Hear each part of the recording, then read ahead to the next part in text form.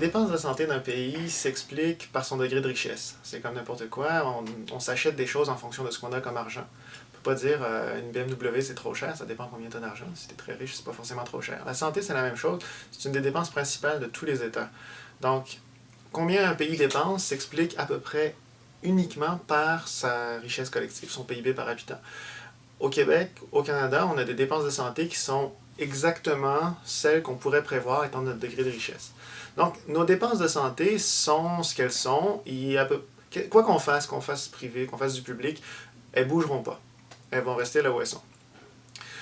Il y a des pays qui performent mieux que d'autres. Donc, certains pays vont avoir des dépenses de santé un petit peu en dessous de ce qu'on pourrait penser, étant donné qu'ils sont riches. C'est par exemple le cas de l'Angleterre, où ils dépensent moins que ce qu'on pourrait penser parce qu'ils ont un système bien organisé, ils ont un système efficace, ils ont pris toutes sortes d'interventions, toutes sortes de réformes ont été mises en place pour essayer d'obtenir des meilleurs services pour moins d'argent.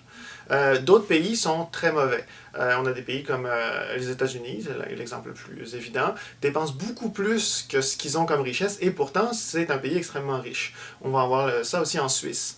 Malgré un niveau de richesse extrême, les dépenses sont plus élevées que ce à quoi on pourrait s'attendre. Et dans les deux cas, États-Unis et Suisse, c'est des pays qui ont en commun le fait de recourir énormément au privé.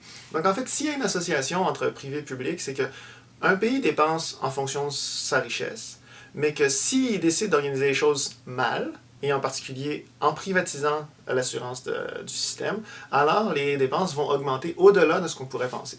Donc, on parle beaucoup au Québec de dire, si on privatisait, on n'a plus les moyens dans un système public, donc il faut privatiser.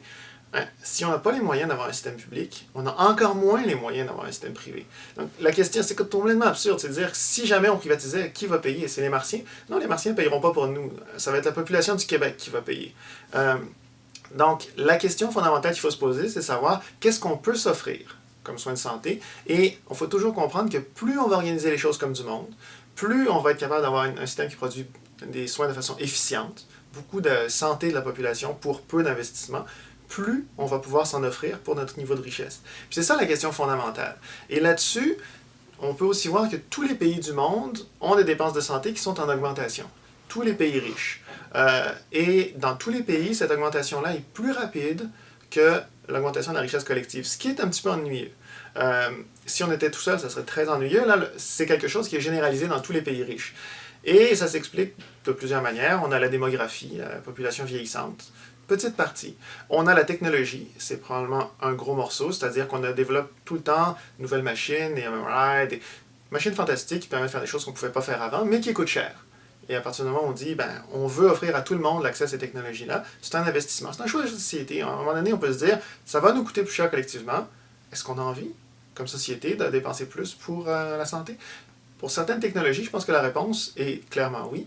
Il faut voir qu'il y a aussi des technologies pour lesquelles la réponse est non. En particulier, je pense aux médicaments. On a chaque année sur le marché des nouveaux médicaments dont l'efficacité supérieure par rapport aux anciens est nulle ou quasi nulle, mais qui coûtent colossalement plus cher. Et il y a une excellente capacité de l'industrie de nous convaincre de manger la nouvelle pilule à la framboise qui coûte 3 fois le prix de l'ancienne à la banane et dont l'efficacité est absolument la même. Et il y a une tension au niveau des technologies qui est là-dessus. Puis le troisième morceau sur lequel il faut faire un petit peu attention, c'est est-ce que ça sert à quelque chose?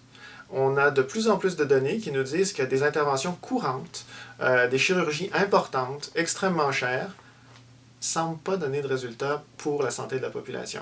On parle de chirurgie cardiaque, entre autres, à la pose de stent, des petits morceaux de plomberie qu'on rajoute dans une artère qui est bouchée. C'est une technologie qui est très largement répandue, les chirurgiens ont tendance à considérer comme extrêmement désirable. Mais quand on regarde les études qui sont publiées sur cette technologie-là, on se rend compte que les gens à qui on la pose ne vivent pas en meilleure santé et ne vivent pas plus vieux. En fait, l'efficacité, si elle existe, est minuscule.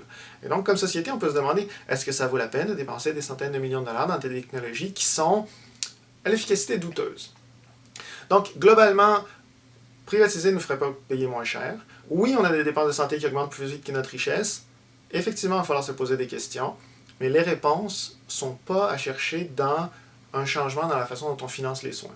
En fait, il y a deux morceaux dans nos dépenses. Il y a les dépenses publiques de santé, ce qui vient par le biais des impôts, des taxes, etc., ce que le gouvernement paye. Et il y a nos dépenses privées, qui peuvent être des assurances privées. Ça, c'est ce que vous avez comme retenu sur votre chèque de paye, probablement, ou à la rubrique des assurances, puis ce que vous payez de votre poche quand vous allez chez le médecin. Les dépenses publiques de santé au Québec, jusqu'à il y a 1 ou 2 ans, on pouvait affirmer qu'elles étaient stables. Sur les derniers 35 ans, ces dépenses de santé-là étaient restées entre 6 et 8%, avec des fluctuations cycliques. Plus l'économie va bien, plus nos dépenses de santé en proportion de notre richesse diminuent, parce que notre richesse augmente. Puis plus on passe dans des crises économiques, plus elle augmente. Donc on voyait ces fluctuations-là, mais sur les derniers 35 ans, c'était stable. Depuis 2-3 ans, ce qu'on voit, c'est qu'effectivement, il semble qu'on sorte de la barre des 8%. Pourquoi? Peu d'ambition de réforme, des réformes qui ne visent pas les bons problèmes et peu d'efforts de contrôle des coûts. Les médecins demandent des augmentations, on dit non, ok, prenez l'augmentation. Et on fait la même chose avec les compagnies pharmaceutiques. On est la province qui paye le plus cher ses médicaments au Canada. On est parmi les pays qui payent le plus cher ses médicaments dans le monde. Donc, toutes sortes comme ça d'absence d'intervention pour contrôler les coûts, puis on le voit augmenter. Par contre, là où on a une vraie augmentation qui est significative, c'est dans nos dépenses privées, parce qu'on désassure. On est la seule province canadienne qui fait en sorte que les tests diagnostiques soient payés de notre poche dans les cliniques privées. C'est quelque chose qui est interdit dans la loi canadienne sur la santé. C'est quelque chose qui, au Québec, est toléré et par le fédéral et par le provincial, même si c'est illégal. Donc, on désassure des services comme ça, on désassure des médicaments.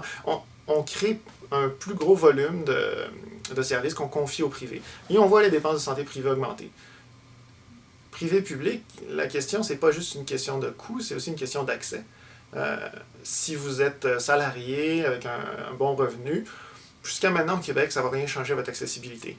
Mais si vous n'êtes pas assuré pas d'assurance privée ou si vous avez un faible revenu, ça va considérablement changer. Vous n'aurez pas accès à la clinique où ça vous coûte 150 $ faire votre MRI pour passer devant tout le monde. Et donc, on a un système de plus en plus actuellement qui se met en place avec 2 vitesses. Celle pour ceux qui payent, puis celle pour ceux qui ne payent pas. Et c'est quelque chose qui, en termes social, est extrêmement problématique. Il y a un groupe d'académiques à UBC, l'Université de Colombie-Britannique, qui a développé l'idée qu'il y avait des idées zombies, des idées qui sont mortes intellectuellement, puis certaines personnes ressortent de leur tombe pour envahir l'espace des politiques puis nous faire avaler des couleuvres. C'est en particulier la notion du ticket modérateur ou des frais pour les usagers. Le ticket modérateur, c'est une vieille idée, ça fait au moins 50 ans qu'elle est présente dans l'espace public. Ça a été soumis à d'énormes études randomisées. On pense au RAND Study en Angleterre, aux États-Unis. Des études qui ont montré que le ticket modérateur modère surtout les dépenses de santé des pauvres et pas les dépenses de santé inutiles. C'est-à-dire que vous ayez besoin ou pas de service, ça ne changera rien. À ce que vous allez ou non hésiter à aller chez votre médecin en fonction d'un ticket modérateur.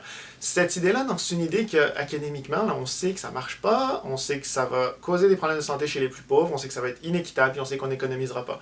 Malgré ça, année après année, on trouve un petit brillant qui vient nous dire « Ah, comme ça serait une bonne idée qu'on le mette qu'on instaure ça dans notre système, vous avez eu M. Castonguay, vous avez eu Budget Bachand, et... » Pourquoi ces idées-là ressortent? Parce qu'en arrière d'une idée zombie, il y a toujours un maître zombie. Il y a quelqu'un à qui ça fait gagner beaucoup d'argent de pouvoir se dire « Hey, si on avait en place cette bonne idée-là, ils savent qu'elle est morte, leur idée, ils savent qu'elle n'est pas valable, mais pour eux, c'est une source de revenus. » Et le ticket modérateur est une idée, la privatisation de nos systèmes de santé est une idée, le fait que le privé est plus efficace, que le privé est plus efficient, le fait que le privé est moins cher, tout ça, c'est des idées qui sont intellectuellement mortes, mais tous les jours, ces zombies-là sont à la télévision.